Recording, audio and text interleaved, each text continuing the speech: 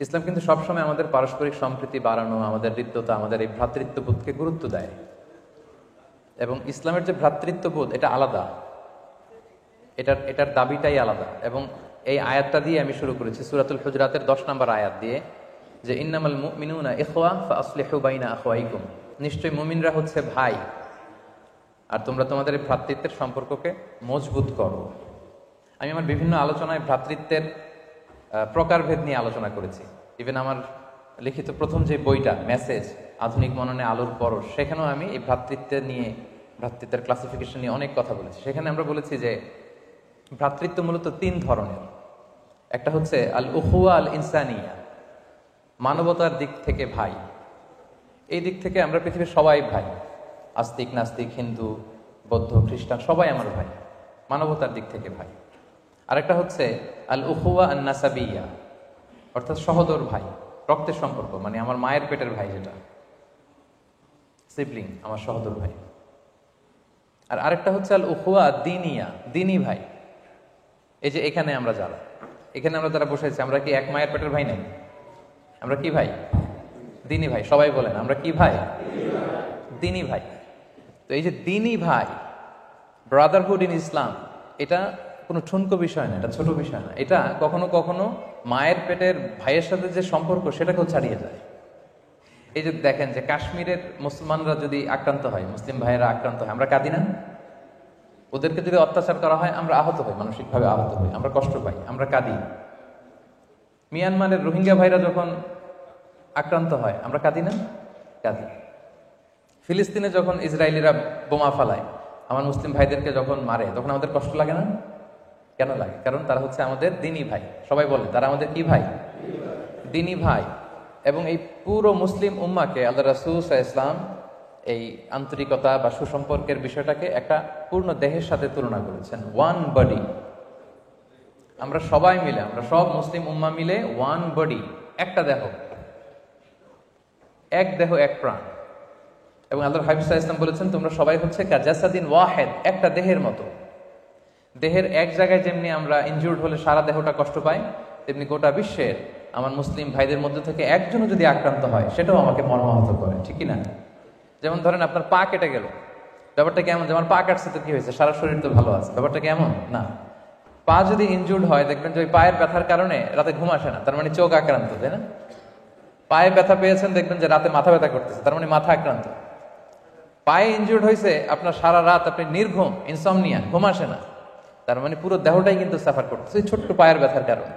এই জন্য আল্লাহর হাবিব সাল্লাল্লাহু আলাইহি ওয়াসাল্লাম এত অসাধারণ উপমা দিয়েছেন যে গোটা মুসলিম উম্মাহ, আমরা যারা মুসলিম তারা আমরা সবাই হচ্ছে ওয়ান বডি, একটা দেহ। দেহের যেই জায়গায় আক্রান্ত হোক না, পুরা দেহটা কিন্তু সেখানে কষ্ট পায়। এই জন্য এই দ্বীনি ভ্রাতৃত্ব এটা অনেক বড় বিষয়। এবং এটাকে কোরআন বলেছে যে আমরা রহামা উবাইনাহু, আমরা হচ্ছে পরস্পরের প্রতি পুষ্পকমল। অন্য জায়গায় আল্লাহ রাসূল সাল্লাল্লাহু আলাইহি ওয়াসাল্লাম বলেছেন যে বুনিয়ানু মারসুস, সীসা ঢালা প্রাচীরের মতো হবে আমাদের সম্পর্ক। কিন্তু আমরা নানা সময় দেখি যে আমাদের সম্পর্কের মধ্যে অনেক ফাটল, অনেক টানাপোড়েন, অনেক সংকট। এই সম্পর্কের যে সংকট, এই টানাপোড়েন, এই ক্রাইসিস, এটাকে আমরা কিভাবে নিরসন করব? আমাদের আন্তরিকতা, আমাদের ঘনিষ্ঠতা, আমাদের হৃদ্যতা আমরা কিভাবে বাড়াতে পারি? 10টা টিপস বা সম্পর্ক বাড়ানোর 10টা ইসলামিক ফর্মুলা আমি আজকের প্রোগ্রামে আপনাদের সাথে শেয়ার করবো ইনশাআল্লাহ। আওয়াজ করে সবাই বলেন তো কয়টা টিপস বলবো? হ্যাঁ, 10টা টিপস। তাহলে আমরা শুরু করি যে কিভাবে আমরা আমাদের মধ্যকার সুসম্পর্ক, হৃদ্যতা, ভালোবাসা, ভ্রাতৃত্ব এটা বাড়াতে পারি। আচ্ছা, সুসম্পর্ক বাড়ানোর, হৃদ্যতা বাড়ানোর, ভালোবাসা বাড়ানোর 1 নাম্বার ইসলামিক ফর্মুলা হচ্ছে গ্রিটিংস অ্যান্ড স্যালুটেশন। দেখা হলে গ্রিট করা, যেটাকে আমরা বলি সালাম, যেটাকে কি বলি? সালাম। আল্লাহ রাসূল সাল্লাল্লাহু আলাইহি ওয়াসাল্লাম সরাসরি হাদিসে এই কথাটাই বলেছেন যে আওয়ালা আদুল্লুকুম আলা শাইইন ইদা ফাআলতুমুহু তাহাবাবতুম আফশুস সালামা বাইনাকুম।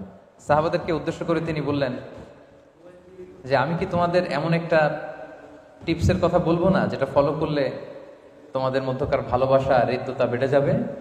রাসূল সাল্লাল্লাহু আলাইহি ওয়াসাল্লাম বললেন সেই টিপসটা হচ্ছে আফশুস সালামা বাইনাকুম, তোমরা তোমাদের মধ্যে সালামের প্রচলন করো, তোমরা বেশি বেশি সালাম দাও। কেউ যখন আপনাকে সালাম দেয়, সালাম কিন্তু কাইন্ড অফ দোয়া, এটা একটা দোয়া কিন্তু। আসসালামু আলাইকুম ওয়া রাহমাতুল্লাহ মানে কি? পিস বি আপন ইউ, মানে তোমার উপর পিস আসুক, শান্তি আসুক, তুমি পিসফুল থাকো। তো যেই লোকটা আমাকে দেখলি খালি বলে তুমি পিসফুল থাকো, তোমার শান্তি হোক, তোমার কল্যাণ হোক, তো তার মানে কি বোঝা যায়? তার সাথে আমার একটা সুসম্পর্ক আছে না? আছে। তো এই জন্য 1 নম্বর টিপস হচ্ছে দেখা হলে যেন আমরা সালাম দেই। এবং কোরআনের দিক নির্দেশনাও এটাই যে ফাইদা দাখালতুম বুয়ুতান ফাসাল্লিমু আলা আনফুসিকুম তাহিয়াতাম মিন ইনদিল্লাহি মুবারাকাতান তাইয়্যিবা। আমরা যদি কারো বাসায় যাই, কোরআন বলছে যে ঘরে ঢুকেই আগে কি দাও? সবাই বলবেন আগে কি দিতে হবে? সালাম দিতে হবে। এবং এটা হচ্ছে তাহিয়াতাম মিন ইনদিল্লাহ, আল্লাহর পক্ষ থেকে একটা তাহিয়া, অভিবাদন পদ্ধতি, মুবারাকাতান তাইয়্যিবা, এবং এটা বরকতময়। এত শব্দ থাকে, এটাকে আল্লাহ তাআলা কেন সিলেক্ট করলেন? কারণ এটা হচ্ছে বরকতময়, এবং আল্লাহ তাআলা নিজেরও একটা নাম কিন্তু আসসালাম, নিজের একটা নাম কি? আসসালাম। তো যখন আমরা বলি আসসালামু আলাইকুম, এটার একটা অর্থ যেমনি হয় যে শান্তি তোমার উপর বর্ষিত হোক, আর একটা অর্থ হয় যে ওই যে সালাম, তিনি তোমার উপর খুশি থাক। সুবহানাল্লাহি ওয়া বিহামদিহি। তাহলে আমাদের হৃদ্যতা, সম্পর্ক, ভালোবাসা, ভ্রাতৃত্ববোধ এটা বাড়ানোর 1 নাম্বার টিপস হচ্ছে সালাম দিতে হবে। আওয়াজ করে সবাই বলেন তো 1 নাম্বার টিপসের নাম কি? সালাম দিতে হবে। এই যে আলোচনা যখন আমি শুরু করেছি, কি দিয়ে শুরু করেছি? সালাম দিয়ে। আমাদের মোশাররফ ভাই যখন এখানে আলোচনা করলেন, প্রথমে কি বললেন? সালাম। এটা হচ্ছে আমাদের ইসলামিক গ্রিটিংস, ইসলামিক স্যালুটেশনস। সো আমরা দেখা হলেই যেন সালাম দিই। সালামটা সবাই সবাইকে দিতে হবে, ছোট বড়কে, বড় ছোটকে, স্বামী স্ত্রীকে, স্ত্রী স্বামীকে, বাবা ছেলেকে, ছেলে বাবাকে, সবাই সবাইকে। অনেকের মধ্যে এরকম একটা অনেকে প্রোটোকল রাখে যে না, এরা সালাম দিবে, আমরা দিব না, ছোটরা দিবে, বড়রা দিবে না, এরকম না। কিন্তু সালাম সবাই সবাইকে দেবে। আমরা যেন সালামের প্র্যাকটিসটা বাড়াই, এবং বেশি বেশি সালাম দিলে আমাদের মধ্যকার হৃদ্যতা, ভালোবাসা, আন্তরিকতা আল্লাহ তাআলা বাড়িয়ে দেবে। তাহলে এই প্রথম পয়েন্টটা তো সবার কাছে ক্লিয়ার না? আচ্ছা, আলহামদুলিল্লাহ। তাহলে ভালোবাসা বাড়ানোর 1 নাম্বার যে টিপস আমি আজকে বললাম, সেটা কি ছিল? সবাই বলেন নাই, বলেন কি ছিল? সালাম। আচ্ছা, এবার 2 নাম্বার টিপস, পারস্পরিক সম্প্রীতি বাড়ানোর 2 নাম্বার টিপস হচ্ছে স্মাইল, মুচকি হাসি দেন। মুচকি হাসি দেন তো আপনারা? অনেকে হাসি দিতে চায় না, চেহারাটা কেমন যেন গোমরা করে রাখে। হাসবেন, হাসতে পয়সা লাগে না, মুচকি হাসি দিয়ে কথা বলবেন। এবং হাসি কিন্তু মজার ব্যাপার হচ্ছে, এই যে হাসি কথা বলার সাথে সাথে অনেকে হাসতেছে, এর কারণ হচ্ছে কি, হাসি কিন্তু সংক্রামক। সংক্রামক বলতেছি পজিটিভ সেন্স আর কি, ইতিবাচক ভাবেই হাসিটা হচ্ছে সংক্রামক। আপনি মুচকি হাসলে দেখবেন যার সাথে মুচকি হেসে হেসে কথা বলতেছেন, উনিও কি করতেছে? মুচকি হাসতেছে। সুবহানাল্লাহি ওয়া বিহামদিহি। তো হাসিটা হচ্ছে সংক্রামক, এটা অন্যকে প্রভাবিত করে, অন্যের মধ্যে ছড়ায়। এবং হাসির সাথে কিন্তু মানসিক স্বাস্থ্যের একটা ভালো সম্পর্ক আছে। যারা সবসময় আপসেট থাকে, একটু গোমরা মুখ থাকে, এরা কিন্তু অসুস্থ থাকে খুব বেশি। এবং মজার ব্যাপার হচ্ছে আল্লাহ রাসূল সাল্লাল্লাহু আলাইহি সাল্লাম অলওয়েজ মুচকি হাসি দিতেন। সুবহানাল্লাহ পড়বেন না? অলওয়েজ। একটা হাদিস শোনাই, আব্দুল্লাহ ইবনে হারিস ইবনে জাজ রাদিয়াল্লাহু তাআলা উনি বর্ণনা করেন যে মা রাআইতু আহাদান আকসারা তাবাসসুমান মিন রাসূলিল্লাহি সাল্লাল্লাহু আলাইহি ওয়াসাল্লাম। উনি বলেন যে আমার জীবনে আমি আল্লাহ রাসূল সাল্লাল্লাহু আলাইহি ওয়াসাল্লামের চাইতে কাউকে বেশি মুচকি হাসি দিতে দেখি নাই। উনি নাকি ওনার জীবনে সবচেয়ে বেশি মুচকি হাসতে দেখছে কাকে? রাসূল সাল্লাল্লাহু আলাইহি ওয়াসাল্লামকে। অলওয়েজ তিনি মুচকি হাসতেন, দেখা হলেই মুচকি হাসতেন। সো আমরা যেন একটু হাসি খুশি থাকি, একটু স্মাইলি ফেস যেন আমাদের থাকে। আরবিতে এটাকে বলে তাবাসসুম। হ্যাঁ, এটা কিন্তু অনেক পাওয়ারফুল একটা ব্যাপার। আপনি একটু মুচকি হেসে একটা সিচুয়েশনকে আপনার আয়ত্তে নিয়ে নিতে পারবেন। একটু মুচকি হেসে একটা কঠিন পরিস্থিতিকে আপনি একেবারে স্বাভাবিক করে ফেলতে পারবেন। যার সাথে কথা বলতেছেন উনিও ভালো ফিল করবে। এখন আমি এখানে এসে যদি গোমরামুখ হয়ে শুধু গড়গড় করে কথা বলি, এটা আপনাদের ভালো লাগবে? লাগবে। আমি যদি একটু হেসে হেসে হেসে কথা বলি, আপনাদের অনেক ভালো লাগবে। সো এই যে স্মাইল, যদিও এটা ছোট মনে হয় যে কি আজহারি সাহেব কি নিয়ে শুরু করছে, প্রথমে বললো সালাম, তো সালাম তো আমরা দেই, এরপর বলতেছে স্মাইল। না, আপনারা এটাকে ছোট মনে করবেন বলেই আল্লাহ রাসূল সাল্লাল্লাহু আলাইহি ওয়াসাল্লাম কি বলেছেন শুনেন। তিনি বলেছেন লা তাহকিরান্না মিনাল মা'রুফি শাইআ, তোমরা কোনো ভালো কাজকে ছোট মনে করো না।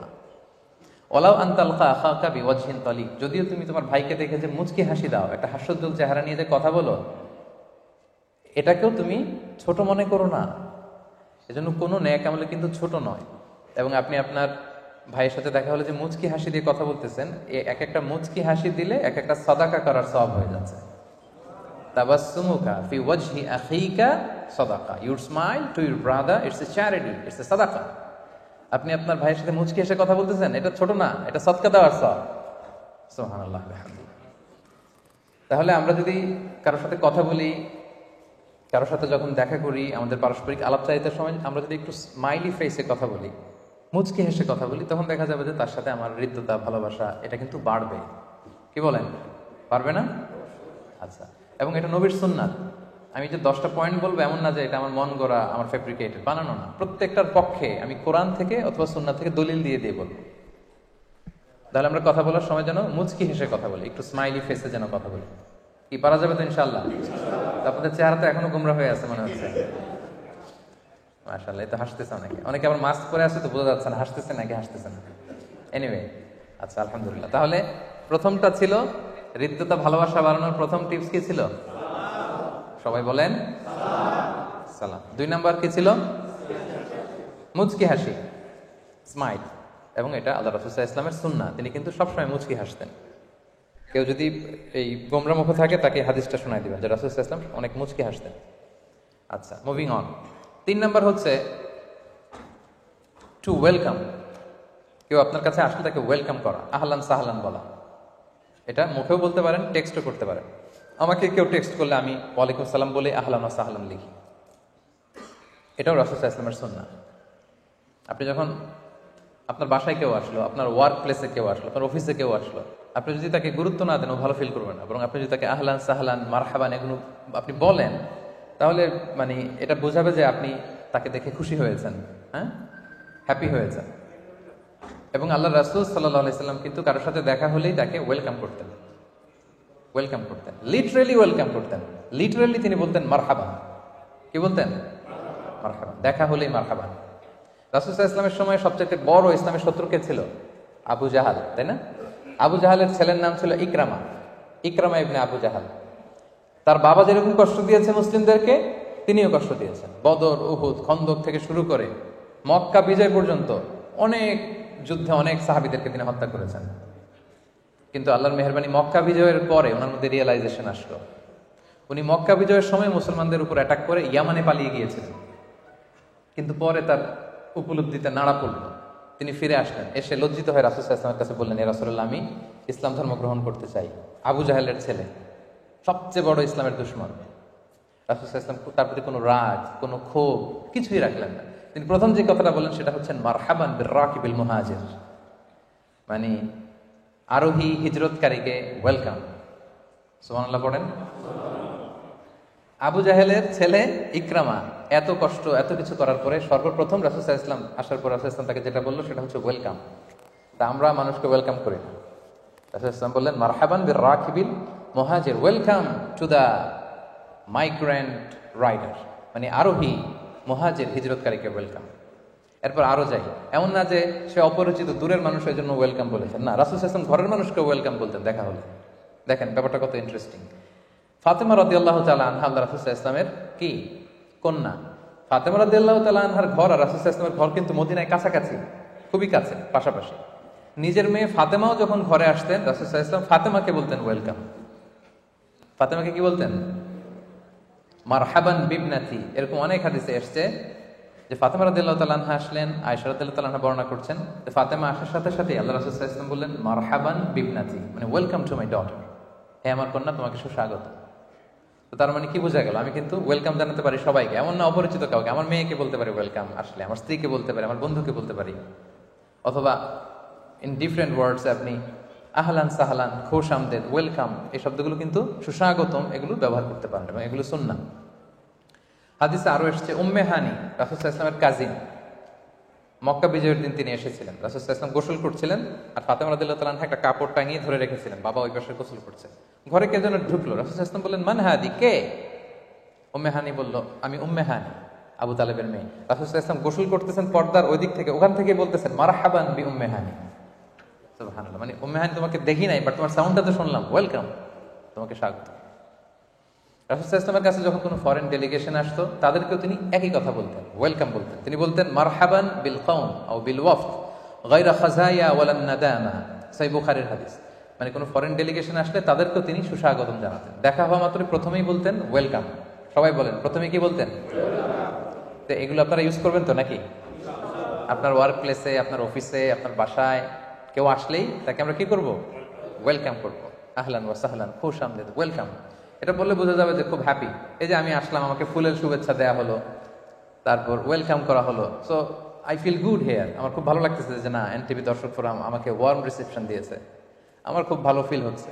এখন আসার পরে যদি আমাকে কেউ রিসিভও না করে, আমি বসে আছি ওই কোনায়, কেউ ওয়েলকামও জানাচ্ছে না, তো এটা আমার ভালো লাগবে এজ এ স্পিকার? ভালো লাগবে না। সো আপনার বাসায় গেস্ট আসুক বা বন্ধু আসুক বা পরিচিত যেই আসুক না কেন, আমরা যেন তাদেরকে ওয়েলকাম করি। আমরা তাদেরকে কি করব? এই পয়েন্টটা বুঝতে পেরেছেন তো সবাই? তাহলে প্রথমে কি ছিল?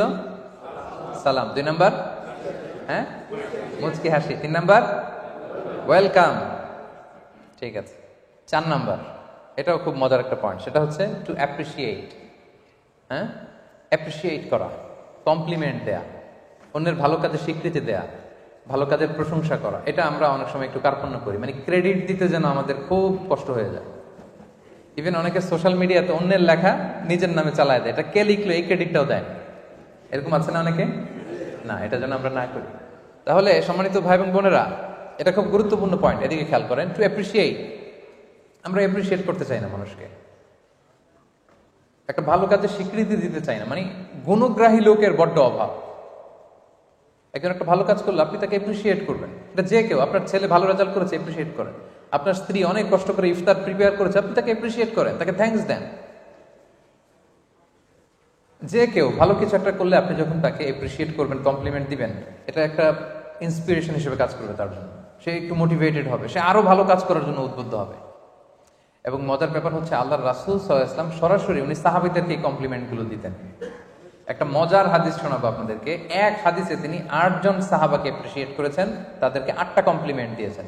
হাদিসটা শুনেন। হাদিসটা আপনারা বাংলাদেশে জুমার খুতবায় প্রায় শুনেছেন। আরহামু উম্মতি বি উম্মতি আবু বকর। রাসূল সাল্লাল্লাহু আলাইহি ওয়াসাল্লাম বলেছেন, আমার উম্মতের মধ্যে সবচেয়ে রহমদিল, সফট হার্টেড মানুষ হচ্ছে আবু বকর। আসলে উনি খুব সফট হার্টেড ছিলেন। উনি নামাজে দাঁড়ালে কান্নার কারণে তেলাওয়াতই করতে পারতেন না। আল্লাহ রাসূল সাল্লাল্লাহু আলাইহি ওয়াসাল্লাম ইন্তেকালের পরে উনি যখন খলিফা, উনি ইমাম, উনি নামাজ পড়াবে কি, উনি আলহামদুলিল্লাহি রাব্বিল আলামিন বলেই কান্না শুরু। কারণ উনি ভাবতেন, কাইফা আকুমু মাকামা রাসূলিল্লাহ, আমি কিভাবে রাসূলের জায়গায় দাঁড়িয়ে ইমাম হব? এই জায়গায় তো রাসূল সাল্লাল্লাহু আলাইহি ওয়াসাল্লাম ইমামতি করতেন, আমি কিভাবে এখানে ইমাম হই? এই ভাবনা থেকে উনি তেলাওয়াত শুরু করলেই শুধু কান্না। রাসূল সাল্লাল্লাহু আলাইহি ওয়াসাল্লাম বলেছেন, আমার উম্মতের মধ্যে সবচেয়ে সফট হার্টেড মানুষ হচ্ছেন কে? আবু বকর। ওয়া আশাদ্দুহুম ফি আমরিল্লাহি ওমর। আর আল্লাহর দ্বীন বাস্তবায়নে সবচেয়ে কঠোর হচ্ছে কে? ওমর। আসদাকুহুম হায়াআন উসমান। আমার সাহাবীদের মধ্যে সবচেয়ে লাজুক সাহাবী হচ্ছে উসমান। ওয়া আকরাউহুম লিকিতাবিল্লাহি উবাই ইবনে কাব। আর আল্লাহর কিতাব সবচেয়ে কারীদের মতো করে পড়তে পারতো যে সাহাবী, ওনার নাম হচ্ছে উবাই ইবনে কাব। ওয়া আফরাদুহুম যায়েদ ইবনে সাবিত। আর উত্তরাধিকার বন্টনের নীতিমালা সবচেয়ে ভালো জানে যায়েদ। বলতেছেন আর এক এক সাহাবী খুশিতে বাকবাকো গদগদ হয়ে যাচ্ছে, মানে খুশিতে রাসূল সাল্লাল্লাহু আলাইহি ওয়াসাল্লাম আমাকে কমপ্লিমেন্ট দিচ্ছে। তারপর হচ্ছে ওয়া আ'লামুহুম বিল হালালি ওয়াল হারামি মুআয ইবনে জাবাল। হালাল হারামের স্পেশালিস্ট হচ্ছে মুআয ইবনে জাবাল। আর সবচেয়ে বিশ্বস্ত সাহাবী হচ্ছে আবু উবাইদা ইবনুল জাররাহ। 8 জন সাহাবীর 8টা গুণের কথা বললেন। আপনাদের কি মনে হয় রাসূল সাল্লাল্লাহু আলাইহি ওয়াসাল্লামের মুখ থেকে এই কমপ্লিমেন্টগুলো পেয়ে ওনারা খুশি হয়েছেন না? আরো কিভাবে ভালো করা যায় ওনারা আরো ইন্সপিরেশন পাইছেন না? পেয়েছেন। আমি একটা সাধারণ জ্ঞানের প্রশ্ন করি, দেখি আপনারা উত্তর করতে পারেন কিনা। ইসলামিক সাধারণ জ্ঞানের প্রশ্ন। কোন সাহাবীদের মধ্যে সবচেয়ে সুরেলা কণ্ঠ ছিল কোন সাহাবীর? দেখি কে বলতে পারেন? না, বেলাল না। তারপর না, ওমর না। তারপর এনি আদার গেস? হ্যাঁ, ওসমান না। জাকারিয়া, উনি তো নবী। আচ্ছা, আবু বকর না। না, আচ্ছা, এই হাদিসে ছিল সবচেয়ে কারি সাহাবা হচ্ছে উবাই ইবনে কাব। আচ্ছা, সবচেয়ে সুরেলা কণ্ঠের সাহাবীর নাম হচ্ছে আবু মুসা আল আশআরী রাদিয়াল্লাহু তাআলা আনহু। সবচেয়ে সুরেলা গলা, হ্যাঁ, সবচেয়ে মেলোডিয়াস ভয়েস ছিল। উনি একবার রাতে তেলাওয়াত করতেছেন, ওনার বাসার পাশ দিয়ে রাসূল সাল্লাল্লাহু আলাইহি ওয়াসাল্লাম যাচ্ছেন। রাসূল সাল্লাল্লাহু আলাইহি ওয়াসাল্লাম থেকে এত সুন্দর গলা, রাসূল সাল্লাল্লাহু আলাইহি ওয়াসাল্লাম আর যাচ্ছেন না, উনি শুধু শুনতেছেন। পরের দিন আবু মুসা আল আশআরীকে ডেকে রাসূল সাল্লাল্লাহু আলাইহি ওয়াসাল্লাম কি বললেন দেখেন। রাসূল সাল্লাল্লাহু আলাইহি ওয়াসাল্লাম বললেন, ইয়া আবা মুসা লাকাদ উতিতা মিজমারান মিন মাজামিরি আলি দাউদ। দাউদ নবীর কণ্ঠে আল্লাহ যে সুরের ঝংকার ঢেলে দিয়েছেন, এই উম্মতের মধ্যে আল্লাহ তোমার গলায় সেই সুরের ঝংকার ঢেলে দিয়েছেন। আবু মুসা বলল, ইয়া রাসূলুল্লাহ, আমার এই তেলাওয়াত আপনি কই শুনলেন? রাসূল সাল্লাল্লাহু আলাইহি ওয়াসাল্লাম বললেন, গত রাতে তুমি তেলাওয়াত করেছো না বাসায়, আমি দাঁড়িয়ে শুনি। আবু মুসা বলতেছে, তাই নাকি? ইয়া রাসূলুল্লাহ, আমি তো জানি না। আমি যদি জানতাম যে আমার তেলাওয়াত আপনি শুনতেছেন, আমি ফজর পর্যন্ত তেলাওয়াত করতেই থাকতাম, তেলাওয়াত আর বন্ধ করতাম না। সুবহানাল্লাহ বিহামদিহি। দাউদ আলাইহিস সালাম নবীদের মধ্যে সবচেয়ে সুন্দর কণ্ঠের অধিকারী ছিলেন। উনি যখন আকাবা সাগরের তীরে বসে জাবুর কিতাব তেলাওয়াত করতেন, আকাশের পাখিগুলো তেলাওয়াত শোনার জন্য নেমে যেত। সাগরের মাছ চলে আসতো, বনের পশু চলে আসতো, এত মেলোডিয়াস ভয়েস ছিল। রাসূল ইসলাম বললেন, দাউদ নবীর কণ্ঠে যে সুরের ঝংকার, এই সাহাবীদের মধ্যে তোমার কণ্ঠে আল্লাহ সেই সুরের ঝংকার দিয়েছেন। সুবহানাল্লাহ। তাহলে দেখেন, কমপ্লিমেন্ট দিতে, এপ্রিসিয়েশনে কিন্তু রাসূল ইসলাম কখনো কার্পণ্যতা করেননি। কিন্তু আমাদের মধ্যে প্রায় কেমন যেন এই কার্পণ্যতা দেখা যায়। আমরা গুণগ্রাহী হতে চাই না, আমরা ক্রেডিট দিতে চাই না। আরেকটা মজার ব্যাপার হচ্ছে যে রাসূল ইসলাম শুধু যে সাহাবীদের মধ্যেই যারা কোয়ালিফাইড তাদেরই প্রশংসা করেছেন, অ্যাপ্রিসিয়েশন করেছেন এমন না। তিনি অনেক নন মুসলিমকেও ক্রেডিট দিয়েছেন। অমুসলিম, তারা মুসলিম না, তারপর রাসূল ইসলাম তাদের কি করেছেন? প্রশংসা করেছেন। যেমন ছোট্ট একটা উদাহরণ দেই। রাসূল ইসলাম যখন মদিনাতে যে পিস এগ্রিমেন্ট করলেন ইহুদিদের সাথে, যে মদিনায় অ্যাটাক হলে আমরা সবাই মিলে মদিনাকে সেভ করব। তৃতীয় হিজরিতে মুশরিকরা এসে মদিনা অ্যাটাক করলো, কিন্তু ইহুদিরা তো আর ঘর থেকে বেরোয় না, তারা তাদের কথা রাখে না। একজন ইহুদি ছাড়া, তার নাম হচ্ছে মুখাইরিক। তার নাম কি? মুখাইরিক। সে তার কথা রেখেছে, কোন ইহুদি কথা রাখেনি, একজন কথা রেখেছে। সে ইহুদি হয়েও উহুদের যুদ্ধে মুসলমানদের পক্ষে কাফেরদের বিরুদ্ধে যুদ্ধ করে করে নিহত হয়েছে। তার লাশটা যখন রাসূল সাল্লাল্লাহু আলাইহি ওয়াসাল্লামের কাছে আনা হলো, তিনি লাশটা দেখে বললেন, মুখাইরিক খায়রু ইয়াহুদ, মানে মুখাইরিক is the best of among the Jews. ইহুদিদের মধ্যে সবচেয়ে শ্রেষ্ঠ হচ্ছে মুখাইরিক, কেননা সে তার কথা রেখেছে। সুবহানাল্লাহ। তার মানে এপ্রিসিয়েশনটা রাসূল সাল্লাল্লাহু আলাইহি ওয়াসাল্লাম যে শুধু মুসলিমদেরই করতেন, তার সাহাবাদেরই করতেন এমন না। অমুসলিমদের মধ্যেও যদি রাসূল সাল্লাল্লাহু আলাইহি ওয়াসাল্লাম কোনো ভালো গুণ দেখতেন, এটাও তিনি কি করতেন? ক্রেডিট কিন্তু তিনি দিতেন, তিনি কিন্তু কমপ্লিমেন্ট দিতেন, এপ্রিসিয়েশন করতেন। তাহলে সুসম্পর্ক বাড়ানোর 4 নম্বর পদ্ধতি হচ্ছে এপ্রিসিয়েশন করা, কমপ্লিমেন্ট দেয়া। বুঝতে পেরেছেন তো? এপ্রিসিয়েশন করা। আচ্ছা, 5 নাম্বার হচ্ছে ওয়েল উইশিং, শুভকামনা, অন্যের কল্যাণ কামনা করা। And this is the essence of religion, this is the essence of Islam. ইসলামের মূল কথাই এটা, আদ-দীনু আন-নাসিহা।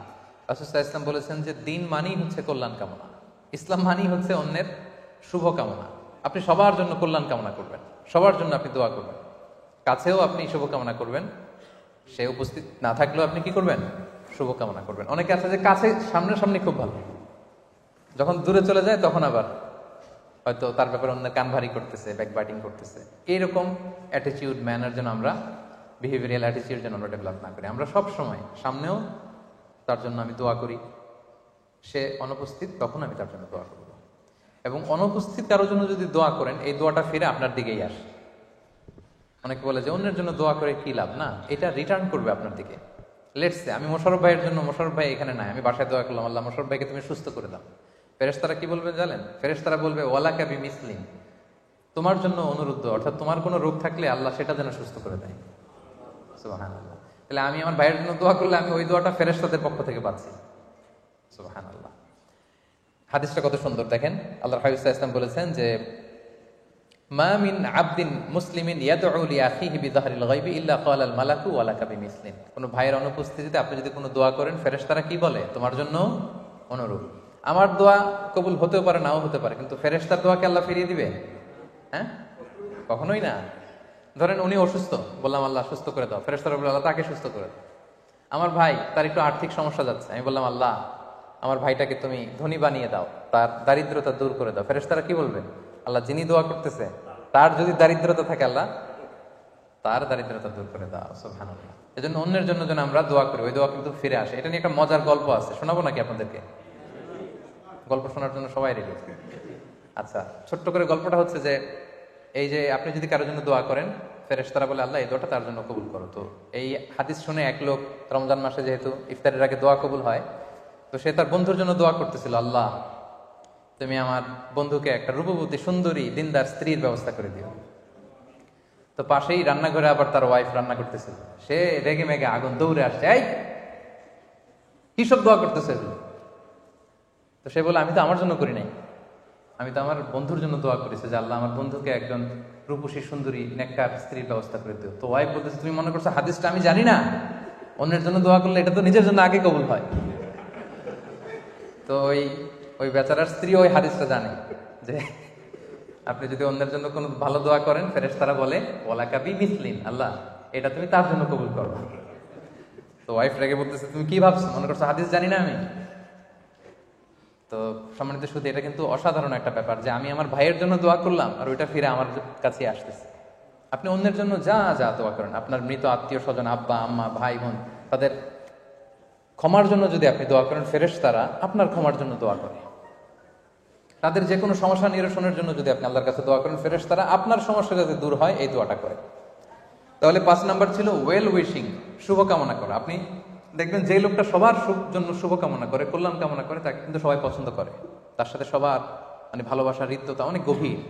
সো আমরা যেন ওয়েল উইশার হই, অন্যের জন্য যেন শুভকামনা করি। এবং এক মুমিনের উপর আরেক মুমিনের 6টা হক, এর মধ্যে একটা হক হচ্ছে ওয়ায়ানসাহু লাহু ইদা গাবা আও শাহিদা, সে উপস্থিত থাক বা অনুপস্থিত থাক, আমি সবসময় তার জন্য কল্যাণ কামনা করব।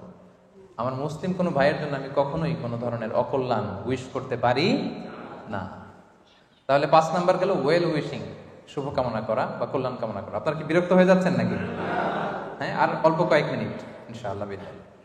6 নাম্বার হচ্ছে হেল্প ইন ডেঞ্জার, বিপদে হেল্প করা, সহায়তা করা।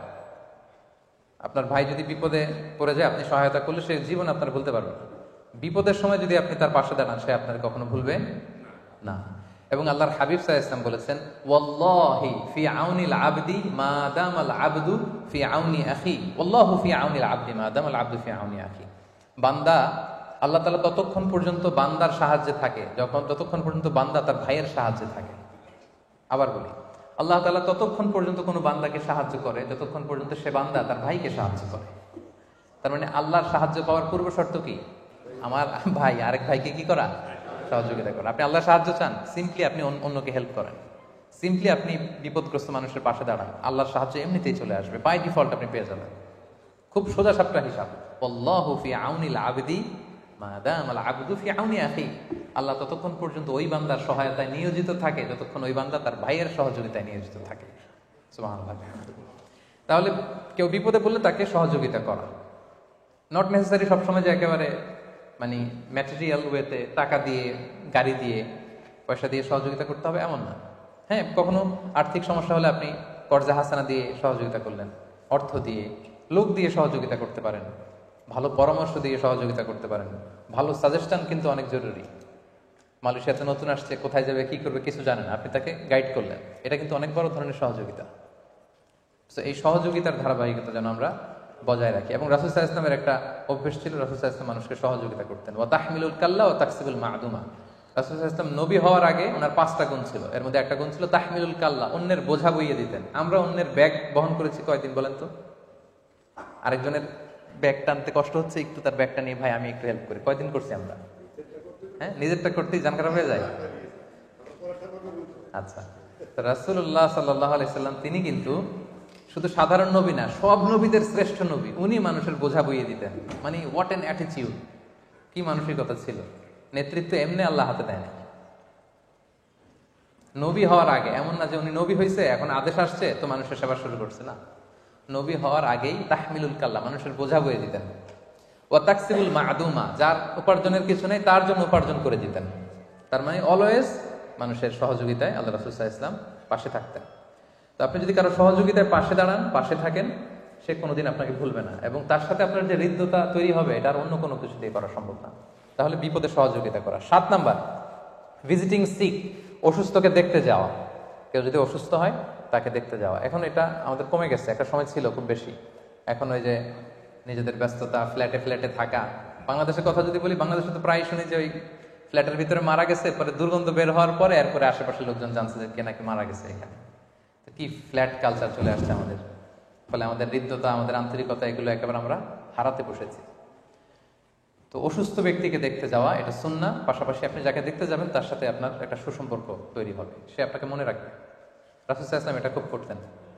অসুস্থকে দেখতে গেলে তার মাথায় হাত বুলাতেন, গায়ে হাত বুলিয়ে একটা দোয়া পড়তেন, আল্লাহুম্মা রাব্বান নাস আযহিবিল বাস ইশফি ওয়া আনতা শাফি লা শিফাআ ইল্লা শিফাউক শিফাআন লা ইগাদিরু সাকামা। এবং তাকে পজিটিভ কথা শোনাতেন। একজন অসুস্থ রোগীর বন্ধুরা যদি যায়, যদি পজিটিভ কথা শোনে, ওর রোগ তো এমনি অর্ধেক ভালো হয়ে যাবে। কি বলেন? আমাদের দেশে হচ্ছে কেউ যদি অসুস্থ হয়, ওই রোগে সবচেয়ে কষ্ট পেয়ে কে কে মারা গেছে ওগুলো যে বলা শুরু করে যে আল্লাহ আপনার তো ক্যান্সার, ক্যান্সারে যে আমার এক খালা ছিল, কি যে কষ্ট পাইয়া মরছে, এই যে শুরু। তো ওই লোক তো এমনি অর্ধেক তো তখনই মরা। আপনি যাই বলবেন ঘটনা কি, আপনি অসুস্থ, এটা বললো কে? আপনারা তো you are looking very young, আপনার তো খুব এনার্জেটিক মনে হচ্ছে না, অসুস্থ মনে হচ্ছে না তো, আপনি তাকে চেয়ে সুন্দর হয়ে গেছেন দেখা যাচ্ছে। এগুলো বললেই দেখা যাবে যে সে মানসিকভাবে একটু আরো সবল হয়ে উঠবে। কিন্তু ওই রোগে কে কে মারা গেছে, কি কষ্ট পেয়ে মারা গেছে, এই ফিরিস্তি যদি আপনি তার সামনে শোনান, বেচারা ঠিক থাকবে? থাকবে না। সো আমরা যেন অসুস্থ ব্যক্তিকে দেখতে যাই, তাদেরকে পজিটিভ কথা যেন বলি, দেখবেন যে সে আজীবন মনে রাখবে যে আমাকে দেখতে আসছিল। এবং ভিজিটিং সিক, অসুস্থদের দেখতে যাওয়ার ক্ষেত্রে কিন্তু কোনো মুসলিম অমুসলিম বাধ্যবাধকতা নেই। আপনি আপনার অমুসলিম ফ্রেন্ডকেও দেখতে যেতে পারেন। আপনার এক বন্ধু নাস্তিক, অসুস্থ, you can visit him. Hindu, পাশের ঘরের বাড়ির হিন্দু, আপনি দেখতে যাবেন অবশ্যই। রাসূল সাল্লাল্লাহু আলাইহি ওয়াসাল্লাম মুসলিম অমুসলিম নির্বিশেষে তিনি অসুস্থদের ভিজিট করতেন। এক ইহুদি ছেলে রাসূল সাল্লাল্লাহু আলাইহি ওয়াসাল্লামের সার্ভেন্ট ছিল, খাদেম। তার ধর্ম কি? ইহুদি। সে কোন ধর্মের বলেন? ইহুদি। রাসূল সাল্লাল্লাহু আলাইহি ওয়াসাল্লামের সার্ভেন্ট, ছোট, টাকার বিনিময়ে কাজ করত। অনেকদিন হলো সে আসে না। রাসূল সাল্লাল্লাহু আলাইহি ওয়াসাল্লাম শুনলেন এই ছেলেটা অসুস্থ। রাসূল সাল্লাল্লাহু আলাইহি ওয়াসাল্লাম তার বাসায় গেলেন, তাকে দেখতে গেলেন, তার মাথায় হাত বুলিয়ে দিলেন এবং তাকে বললেন আসলিম, অর্থাৎ তুমি ইসলাম ধর্ম গ্রহণ করো, মুমূর্ষু মারা যাবে। এখন ছোট্ট ছেলে হঠাৎ রাসূল ইসলাম বলতেছে আসলিম, শাহাদা পড়ো, সে কি করবে? সে তার বাবার দিকে তাকালো, পাশে বাবা দাঁড়ায় আছে, মানে কাইন্ড অফ যে বাবার কাছে জানতে যাচ্ছে আমি কি শাহাদা পড়বো। তার বাবা বললো আতিয়া আবুল কাসেম, মানে আবুল কাসেম যা বলে সেটাই করো। আবুল কাসেম হচ্ছে রাসূল ইসলামের একটা কুনিয়াত। ওনার বড় ছেলের নাম ছিল কাসেম, যদিও ছেলেটা বাঁচেনি, ফলে ওনাকে কাসেমের বাবা বলে শুরুতে ডাকা হতো। তো ইহুদি বললো আতিয়া আবুল কাসেম, তুমি আবুল কাসেমের কথা শোনো। তখন এই ছোট্ট বাচ্চাটা পড়তে আরম্ভ করলো আশহাদু আল্লাহ ইলাহা ইল্লাল্লাহ ওয়া আশহাদু আন্না মুহাম্মাদান আবদুহু ওয়া রাসূলুহু। সুবহানাল্লাহ। দেখেন রাসূল সাল্লাল্লাহু আলাইহি ওয়াসাল্লামের এই সামান্য সেবা শুশ্রূষা এবং রোগীকে দেখতে যাওয়ার কারণে এক জাহান্নামী কি হয়ে গেল? জান্নাতি। রাসূল সাল্লাল্লাহু আলাইহি ওয়াসাল্লাম ঘর থেকে বের হওয়ার সময় এটাই বলতেছিলেন যে আলহামদুলিল্লাহিল্লাযী আনকাযাহু মিনান নার, প্রশংসা সে আল্লাহর যে আল্লাহ তাকে জাহান্নামের আগুন থেকে বাঁচিয়েছে। সুবহানাল্লাহ। তাহলে রাসূল সাল্লাল্লাহু আলাইহি ওয়াসাল্লাম কিন্তু দলমত নির্বিশেষে ধর্ম টর্ম এগুলো বাছে নাই। আমরা ভাবি যে আরে নাস্তিকের বেটা নাস্তিক, ওর জ্বর হয়েছে, ও জ্বরে মরুক, এরকম ভাবি না। না, ও নাস্তিক হয়েছে এটা তো তার পার্সোনাল ইস্যু, কিন্তু সে আপনার প্রতিবেশী, সে আপনার পরিচিত, আপনি তাকে দেখতে যাবেন। তাহলে অসুস্থদের ভিজিট করলে কিন্তু সুসম্পর্ক, হৃদ্যতা বাড়ে। এই পয়েন্টটা বুঝতে পেরেছেন? আচ্ছা, আল্লাহ রাসূল সাল্লাল্লাহু আলাইহি ওয়াসাল্লাম একটা মজার ব্যাপার বলি। আল্লাহ রাসূল সাল্লাল্লাহু আলাইহি ওয়াসাল্লাম নিজে যেমনি অসুস্থদের দেখতে যেতেন, সাহাবারাও কিন্তু এই প্র্যাকটিসটা করতেন। একবার রাসূল সাল্লাল্লাহু আলাইহি ওয়াসাল্লাম জিজ্ঞেস করলেন আজকে নফল রোজা রেখেছো কে? আবু বকর রাদিয়াল্লাহু তাআলা আনহু হাত তুললেন। তিনি বললেন গরিবদের খাবার দিয়েছো কে? আবু বকর রাদিয়াল্লাহু তাআলা হাত তুললেন, বাকিরা হাত তোলেন। আজকে জানাজা পড়েছো কে? আবু বকর রাদিয়াল্লাহু হাত তোলেন। আজকে একজন অসুস্থকে ভিজিট করেছো কে? আবু বকর রাদিয়াল্লাহু তাআলা হাত তোলেন। আল্লাহ রাসূল বললেন এতগুলো ভালো গুণ যার মধ্যে থাকে এত জান্নাতি না হয়ে পারে না। সুবহানাল্লাহি ওয়া বিহামদিহি। কি চমৎকার গুণের অধিকারী ওনারা ছিলেন। আমরা যেন অসুস্থদেরকে ভিজিট করি। 8 নাম্বার, এক্সচেঞ্জিং গিফটস, উপহার দেওয়া। উপহার দিলে কিন্তু, গিফট দিলে মানুষের মধ্যে ভালোবাসার হৃদ্যতা বাড়ে। উপহার দেয়া নেয়া দুটোই সুন্নাহ। রাসূল সাল্লাল্লাহু আলাইহি ওয়াসাল্লাম উপহার দিতেন, আবার উপহার গ্রহণ করতেন। এবং প্রফেসর সাল্লাল্লাহু আলাইহি ওয়াসাল্লাম তিনি বলেছেন তাহা দাও তাহাব্বু, তোমরা একে অপরকে উপহার দাও, তোমাদের মধ্যে ভালোবাসা বাড়িয়ে দিবে কে? আল্লাহ তাআলা ভালোবাসা বাড়িয়ে দিবে। সো আমরা যেন উপহার দেই, একে অপরকে যেন গিফটস দেই। রাসূল সাল্লাল্লাহু আলাইহি ওয়াসাল্লাম দিতেন এবং গিফটস নিতেন। গিফট দিলে কিন্তু খুব সিম্পলি, কারোর সাথে আপনার রাগ অভিমান থাকলেও কিন্তু কমে যাবে। ধরেন একজনের সাথে সম্পর্ক খারাপ, আপনি কিছু উপহার পাঠালেন, আর কি রাগটা থাকে? কুরবানির সময় কুরবানির গোশত পাঠালেন, আর রাগ থাকবে? আমি বাংলাদেশে এক চেয়ারম্যানের গল্প শুনেছি যে সে চেয়ারম্যান ইলেকশনে হেরে যে জিতেছে তার বাড়িতে ফুল আর মিষ্টি নিয়ে গেছে। বিজয়ী চেয়ারম্যানের বাড়িতে পরাজিত চেয়ারম্যান প্রার্থী কি নিয়ে গেছে? ফুলের মালা আর মিষ্টি। তো এখন আর রাগ থাকে বলেন? পুরো আইস ব্রেকিং হয়ে একেবারে বন্ধু হয়ে গেছে এখন। তো এই যে শত্রুতা, রাগ, এগুলো কিন্তু কমিয়ে দেয় একে অপরকে যদি উপহার দেওয়া যায়। নট নেসেসারি যে খুব দামি জিনিস উপহার দিতে হবে, ছোট্ট ছোট্ট জিনিস। ফ্যামিলিতে আপনারা বন্ধু বান্ধবের মধ্যে ছোট ছোট জিনিস দিতে পারেন। এই রমজান উপলক্ষে ছোট্ট একটা মেসওয়াক, ছোট্ট টুপি, ছোট্ট পারফিউম, এই ছোট্ট ছোট্ট জিনিস উপহার দেওয়ার মধ্যে দিয়েও কিন্তু আমরা আমাদের ভালোবাসার হৃদ্যতা বাড়াতে পারি। 9 নাম্বার, হসপিটালিটি, আপ্যায়ন করা, মেহমানদারি করা। রাসূল সাল্লাল্লাহু আলাইহি ওয়াসাল্লাম বলেন মান কানা ইউমিনু বিল্লাহি ওয়াল ইয়াউমিল আখির ফালিয়ুকরিম দাইফা, যে আল্লাহয় বিশ্বাস করে, আখিরাতে বিশ্বাস করে, সে যেন মেহমানকে সম্মান করে। সো আপনি যদি মেহমানদারি করান, তার সাথে আপনার সম্পর্ক বেড়ে যাবে, এটা স্বাভাবিক। আমার দিকে তাকান সবাই, একটা জিনিস দেখাই আপনাদেরকে। তাকিয়েছেন সবাই? আরব দেশে একটা কথা বলে যে এইখানে পৌঁছতে চাইলে আগে এইখানে পৌঁছো। আই রিপিট, আরবরা বলে এইখানে ঢুকতে চাইলে আগে এখানে ঢুকো, মানে হৃদয়ে পৌঁছতে চাইলে আগে পেটে ঢুকতে হয়। আমাদের এলাকায় একটা কথা বলে যে বাসনে ভাত না থাকলে ভাষণে পেট ভরা। আপনারা প্লেটটা কি বলেন আঞ্চলিক ভাষায়? আমাদের এলাকায় বলে বাসন। হ্যাঁ, বলে না? থালা বাসন বলে না? এই যে, তো বলে যে বাসনে ভাত না থাকলে ভাষণে পেট ভরে না, পেটে খেলে পিঠে সয়। তো আপনি আরবরা বলে যে এইখানে কেউ ঢুকতে চাইলে আগে তার এখানে ঢুকো, কারো হৃদয়ে স্থান করে নিতে চাইলে আগে তার পেটে স্থান করে নাও, মানে তাকে আপ্যায়ন করো। তো আল্লাহর হাবিব সাল্লাল্লাহু আলাইহি ওয়াসাল্লাম যে বলেছিলাম যে তিনি নবী হওয়ার আগে ওনার 5টা বিশেষ গুণ ছিল, এর মধ্যে একটা ছিল তাকরিউদ দাইফ, মেহমানদারি করাতেন। তিনি সবসময় তিনি মানুষদেরকে কি করাতেন? মেহমানদারি করাতেন। এবং তিনি মদিনাতে যে, সুবহানাল্লাহ, মদিনাতে হিজরত করে যে তিনি 4 বাক্যের একটা ঐতিহাসিক ভাষণ দিয়েছিলেন। এই জাস্ট তিনি মাইগ্রেট করে পৌঁছলেন। এখন তো এই ভাষণের মধ্যে ওনার মদিনাতে পৌঁছার পরে টেনশন কি ছিল? বাড়ি নাই, ঘর নাই, নিজের একটা ঘর করতে হবে, ক্যারিয়ারটা সাজাতে হবে, এটা সেটা না। উনি সেখানে যে বলেন আতঈমুত তাআম, মানুষকে খাবার খাওয়া। সুবহানাল্লাহ।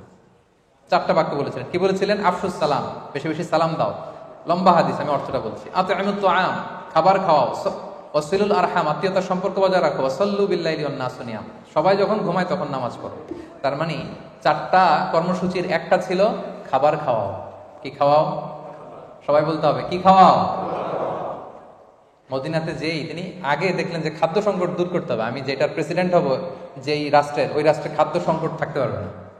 আতঈমুত তাআম, খাদ্যকে সহজলভ্য করো, খাবার খাওয়াও। এখন এটা অনেক বড় ক্রাইসিস আমাদের বাংলাদেশে তো এখন চলতেছে, খাদ্যের সংকট। যে কোনো দেশের জন্য এটা অনেক বড় সংকট। ক্ষুধার জ্বালা বড় জ্বালা। তখন আর ওই যে বলে যে ক্ষুধার রাজ্যে পৃথিবী গদ্যময়, পূর্ণিমার চাঁদ যেন ঝলসানো রুটি। তখন ক্ষুধা লাগলে পদ্য গদ্য হয়ে যায়, আর আকাশের চাঁদরে নান রুটি মনে হয়, ঠিক কিনা? তো সম্মানিত শুধু এজন্য খাদ্য সংকট দেখেন, আল্লাহ রাসূল সাল্লাল্লাহু আলাইহি ওয়াসাল্লাম মদিনাতে পৌঁছেই প্রথমে কোন সংকট দূর করতে বললেন? খাদ্য সংকট। সেই খাদ্যের সংকটটা কিন্তু অনেক বড়। আমাদের বাংলাদেশে এখন এই সংকট দেখা দিচ্ছে। আল্লাহ তাআলা এই সংকট থেকে আমাদেরকে হেফাজত করুন। এই যে নানান ধরনের কথা শোনা যাচ্ছে যে বেগুন দিয়ে বেগুনি না বানিয়ে তারপর কুমড়া দিয়ে বানানো, এই যে পরামর্শগুলো আসতেছে কি কারণে? সংকট। We are in crisis. এটা কিন্তু ডেঞ্জারাস। কোনো দেশ যখন দুর্ভিক্ষের দিকে যায়, এটা যে কতটা ভয়ঙ্কর এটা কল্পনা করা যায় না। আমরা আজকের এই প্রোগ্রাম থেকে দোয়া করি আল্লাহ তাআলা যেন আমাদের দেশের এই খাদ্য সংকটকে তিনি দূর করে দেয়। সব শেষ কথা, পারস্পরিক হৃদ্যতা এবং ভালোবাসা বাড়ানোর সর্বশেষ মাধ্যম হচ্ছে রিকনসিলিয়েশন বা সেটেলমেন্ট করে দেওয়া। দুইজন ঝগড়া লাগলে আপনি যদি দুজনকে মিলিয়ে দেন, তাদের সাথে আপনার সম্পর্ক ভালো হয়ে যাবে।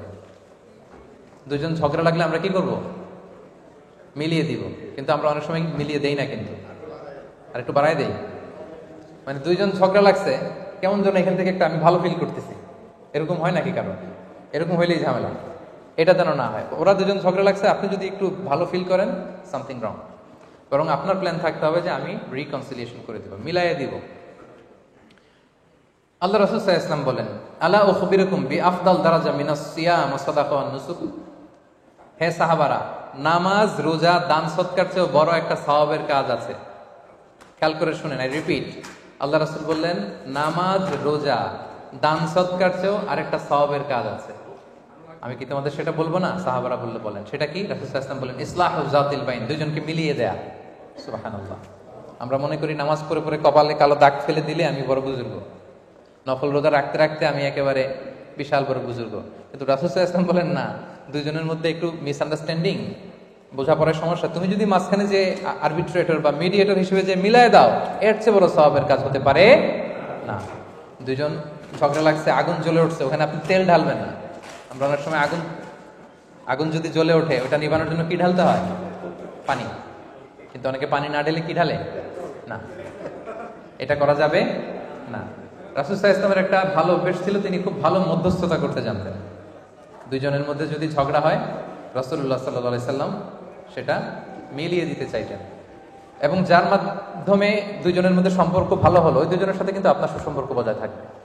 এবং যে সমস্ত জায়গায় কিছুটা ছোটখাটো মিথ্যা কথা বলা যায় ইসলামে, এর মধ্যে একটা হচ্ছে দুজনকে মিলিয়ে দেওয়ার ক্ষেত্রে।